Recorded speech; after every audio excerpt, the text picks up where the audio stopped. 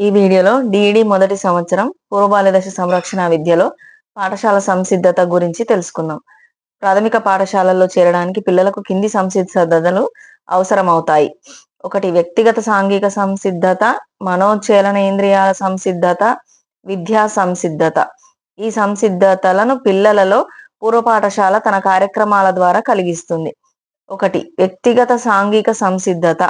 పూర్వ పాఠశాల పిల్లలలో మంచి వ్యక్తిగత అలవాట్లను కలిగిస్తుంది. పాఠశాల వాతావరణానికి అలవాటు పడేటట్లు భద్రత కలిగిస్తుంది.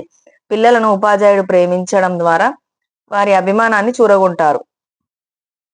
ఆప్యాయంగా ఆహ్వానించడం ద్వారా వారిలో భద్రతా భావాన్ని కలిగిస్తాడు. పిల్లలు క్రమం తప్పకుండా పాఠశాలకు రావడానికి పాఠశాల కార్యక్రమాలు ఆసక్తికరంగా రూపొందించడం జరుగుతుంది. వ్యక్తిగత శుభ్రత తనిఖీ చేస్తారు. శుభ్రంగా రాని పిల్లలను పాఠశాలలో ఉంచిన నీళ్లు, అద్దము, దువ్వెన ఉపయోగించి శుభ్రంగా ఉంచుతారు. కథలు, కబుర్లు చెప్పడం ద్వారా పిల్లల్లో ఉత్సాహాన్ని పెంచుతారు. చిన్న పెద్ద బృందాలను ఏర్పాటు చేసి పిల్లలంతా బృంద కార్యక్రమాల్లో పాల్గొనేటట్లు చేస్తారు. విద్యార్థుల భోజన వేళల్లో, వస్తువుల పంపిణీ సమయంలో, ప్రశ్నలు అడిగేటప్పుడు, ఒక విషయాన్ని వివరించేటప్పుడు తమ వంతు వచ్చే వరకు ఆగడాన్ని పూర్వ పాఠశాల ఉపాధ్యాయులు ప్రోత్సహిస్తారు. మనోచలనేంద్రియాల సంసిద్ధత. చిత్రలేఖనం, రంగులు వేయడం, కత్తిరించడం, అతికించడం, మట్టితో ఆకారం చేయడం మొదలైన కార్యక్రమాలను ఏర్పాటు చేయడం ద్వారా నేత్ర హస్త సమన్వయం వృద్ధి చేస్తారు. ఆటలాడించడం, వ్యాయామం చేయించడం జరుగుతుంది. పరిసరాల్లో లభ్యమయ్యే గింజలు, వస్తువులు వర్గీకరింపజేయడం, చెక్క, ప్లాస్టిక్ ముక్కలను జత చేయడం, కాగితాలను చించడం, కత్తిరించడం లాంటి కృత్యాల ద్వారా మనోచలనేంద్రియాలు అభివృద్ధి చేయబడతాయి. అంగుళీ బొమ్మలతో నాటకీకరణ చేయడం ద్వారా అంగుళీ కండరాలను అభివృద్ధి చేయడం జరుగుతుంది. నడవడం, పరిగెత్తడం, గెంతడం, మెట్లు ఎక్కడం, దిగడం, స్కిప్పింగ్ మొదలైన కార్యక్రమాలు ఏర్పాటు చేయడం ద్వారా పెద్ద కండరాల అభివృద్ధి జరుగుతుంది. విద్యా సంసిద్ధత. పూర్వ పాఠశాలలో పిల్లల విద్యాపరంగా సంసిద్ధులు చేయబడతారు. పఠన సంసిద్ధత.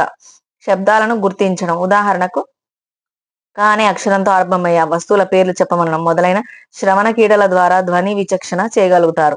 విభిన్న ఆకృతులను గుర్తించమనడం లాంటి కృత్యాల ద్వారా దృగ్విచక్షణ చేయగలుగుతారు. క అనే ధ్వనితో ప్రారంభమయ్యే పదాలను గుర్తించమనడం, వస్తువుల చిత్రాలతో తమాషాగా పట్టికలు తయారు చేయించడం ద్వారా శ్రవణ దృక్ అనుసంధానం చేయించడం, సచిత్ర పుస్తకాలను పిల్లలు ఉపయోగించుకునేలా చేయడం ద్వారా దిశానువర్తనం అభివృద్ధి చేయడం, కథలు చెప్పించడం, పాటలు పాడించడం, పదక్రీడలు ఆడించడం, సంభాషణల్లో పాల్గొనేటట్లు చేయడం, నాటకీకరణ చేయించడం మొదలైన కృత్యాల ద్వారా పిల్లల్లో పదజాలాన్ని అభివృద్ధి చేయడం జరుగుతుంది. లేఖన సంసిద్ధత.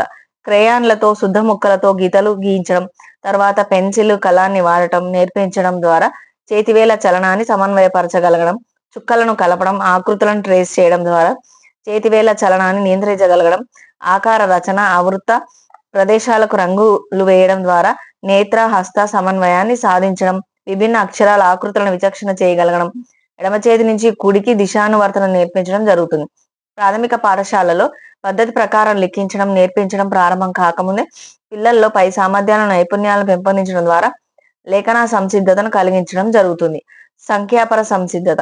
ఈ సంసిద్ధత కోసం పిల్లలకు కొన్ని మౌలిక భావనలు నేర్పించడం జరుగుతుంది. ఈ మూల భావన పూర్వ సంఖ్యా భావనలు అంటారు.